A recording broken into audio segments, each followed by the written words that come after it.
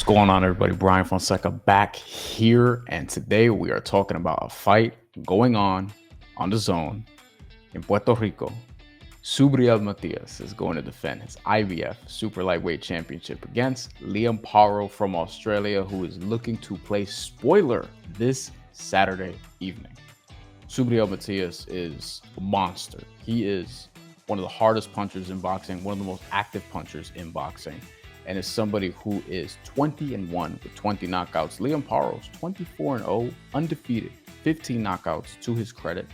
And Subriel Matias is a pretty big favorite in this fight. But this one's going to be in Manatí, and as you can see behind me, very, very excited for this fight. Ultimately, Subriel Matias is one of the best pressure fighters in the sport. Now, according to Copybox, Matias lands the most punches per round among the top super lightweights in the world at 26.1, and he's first by a wide margin. Okay, that's something of note in this fight because he's going to be very, very active, and he's doing that while throwing 77.3 punches per round. So he's basically throwing slightly over 25 punches per minute, which is, again, number one among the top 140 pounders in boxing. Per round, he's landing 20.6 power punches, which is also tops in the division, which means less than 6 of the punches that he lands per round are jabs. It's mostly power punches, and he's connecting on 38% of his power shots. And he also, again, throws the most by far. Part of that is he also takes a lot of these punches. He's eating about 17 punches per round, but it still means that he's landing 9 more punches than his opponent per round on average. This will be the 5th time in Matias' last 10 fights that he is fighting a southpaw. So that's worth noting. The last time we saw Liam Paro, he stopped Montana Love, who was one of the best prospects in the division at the time. And that was up until, actually, Montana Love, shortly before that, threw Steve Spark over the top rope, Royal Rumble style.